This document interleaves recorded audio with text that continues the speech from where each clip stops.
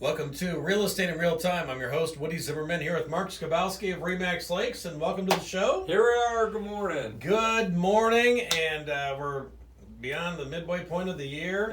It's flying by. Well into July. Hot temperatures. This is when the market is hot, but we've been saying the market's been hot for a long time. I'm ready for the market to cool down. Cool down. I've never, words that you don't think you would hear a real estate agent say, but when I say cool down, I don't mean go to no activity. Yeah, just. But it just needs to slow a little bit. Yeah. Because, we've been running in sixth gear since the COVID thing started. We had that little blip. Mm-hmm. A couple of weeks where it was like, oh my God, what do we do? Yeah, what's going to happen? What's going to happen? And then from that point, we went from first to sixth like that. Yeah. And it has just not slowed down. So. And this is all over the country. I'm hearing it from, everywhere. And so it's, a lot of the same story, just like lack of inventory. So if it's on the market, it's going to sell. Yeah. If it's listed at the right price. If it's priced right, it'll sell. If it's not, it's still going to sit there. Or if there's other things that are potentially wrong with the property, they'll sit. But other than that, they're moving pretty quickly. Yeah. And, through this whole thing, we mentioned COVID, we mentioned all of, how hot the market has been. So people are starting to adapt. Yeah. And, last year we talked about closings being slowed down because the volume increased and, we couldn't get in and things were extended. Then we went through another period where, everything's on track again. Yeah. We're back to that, closing them in 30 days, not a problem. Recently, we've seen a slowdown again as far as closing times go because appraisers are backed up. And I don't know if it's a rash of refis again because interest rates are still really good. Yeah, they are. Or if it's just the activity, or if the appraisers are in that same mode as kind of where I am. Just give me a break. Yeah, right. Yeah. Let's simmer a little bit. Yeah, right. But, listing agents, so people are thinking about selling, the listing agents are starting to adapt and modify what they're doing in the MLS, the notes that are going out there that we as agents see that maybe the general public don't see. Okay. So we have a section in the MLS that is just called comments or remarks. And then we have a second section which is confidential. It's agent only. Oh, okay. So as agents, we can communicate through the multiple listing service. Yeah. We can say, there's a big honking dog in the backyard. We'll be barking. Yeah, pay attention. Yeah. So you can, let your clients know when you come in. Yeah. We're not going to put that out in the marketing remarks. Right. You're not going to put out the beautiful 4-bedroom, 2-bath home on 5 acres with a big honking dog in the backyard that's going to bark at you the entire time you're in it. Right. We're not going to market it that way, but it's a place for agents to get information out to other agents so they can share that with their clients. So what agents are starting to do, because the market is so hot, when they list something, they're putting in those confidential remarks. Seller will not review offers until XYZ. I've seen 2 days, I've seen 3 days. Heck, I had a client that wanted me to leave it for 14 days. Wow. That was their thing. They said, we'll get more bids, more offers if we leave it open for 14 days. And I talked them off the ledge on that. I said, let's keep it a shorter window. And there's benefits and detractors to that. And that's actually really what I wanted to talk about. But to start that conversation, the listing agent is a fiduciary for the seller. Okay. When we list a home, we are signing a contract with that seller that says, I will do XYZ for you to market your home, to sell your home. I'm going to represent you all the way through the transaction. Okay. And the state has got some code that says the things that we have to do as an agent, specific code or items that we have to do as an agent. But when we sign that listing contract, that's what we're committing to do. So the only thing that I would caution agents, and I know this show isn't just for agents, but if you're going to put something like those remarks in the MLS, seller will not review any offers before XYZ, make sure that you've got it in the listing contract, in writing, because one of our ethical responsibilities is to present all offers as soon as they're received. That's Sure. one of the items that we as agents are supposed to do. We Okay. get an offer, we need to present it. Yeah. Right? Because as a buyer, aren't you wondering, wouldn't you wonder, Of course. did my offer even get presented? Of course. And I've heard that 100 times. I mean, through the 15 years that I've been doing this, or I guess it's 16 now, that I've been doing this, I've heard numerous people come to me and say, I don't think my agent even presented my offer. Okay. How could they not? I mean, Well, they could not if they're in violation of all of the principles that lead to what we do as agents. Yeah. Right? So I guess the point is, as long as it's in writing and the seller's aware that you're going to hold those offers and not present them as they come in, it's all good. You're working for the seller. The seller is well aware of it, and it's in writing that you're not going to present those offers to them until 5 p.m. on Monday. Whatever that is. Otherwise, every offer that comes in, we're supposed to present it as soon as we have it. Right. Immediately, you're supposed to present it as soon Okay. as we have it.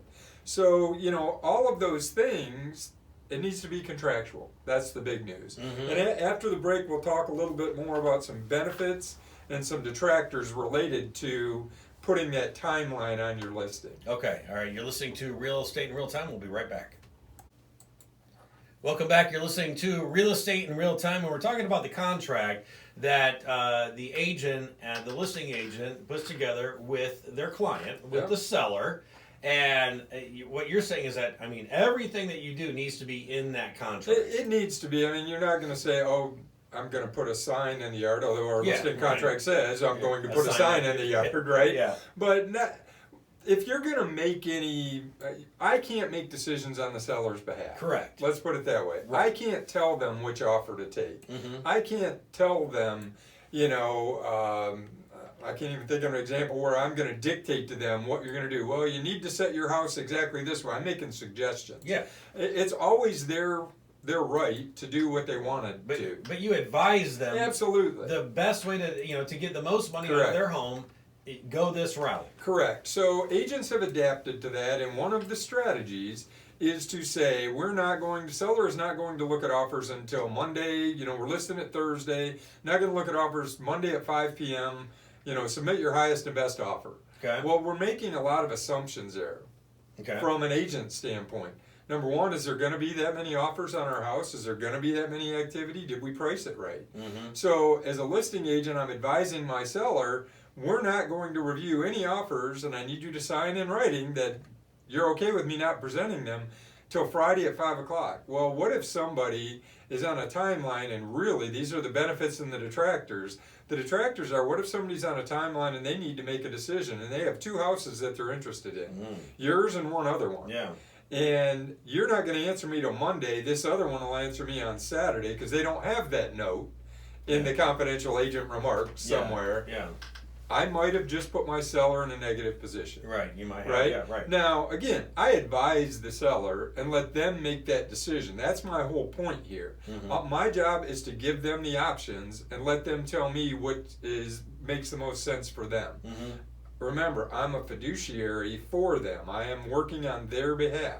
So I need to tell them that there is potential downfall to doing that, to leaving it sit open for 3 days, 4 days, 5 days. You could have those buyers that have 2 or 3. And as we've talked about here recently, we're starting to see a few more homes hit the market. Mm-hmm. We're seeing a few more come on. So buyers have some options. Okay. Yeah. They do have some options. Because for a long time, they really haven't. There was had the only much. game in town. Yeah. Yeah. Right? If you hit a new listing, you're the only game in town. Right. So, again, for a seller, that's a detractor.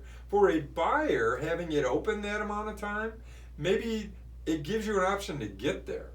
Because we were seeing agents come in, a house hits the market, 8 showings scheduled. First guy or gal shows up, shows the house, sends an offer in, and gives you a 1 hour window to respond. Yeah. See, that's not. I just don't. I don't like that. That's not fair. It isn't fair, but that's the market. That's the way it's set up. Right. So again, for a seller, that's a detractor to me because now I've got to make a decision in an hour. Right. And is it really the best for me? Am I going to get the highest price? Am I going to, what's the best offer for a seller? It really all depends. Mm-hmm. It really all depends. We automatically always go to price.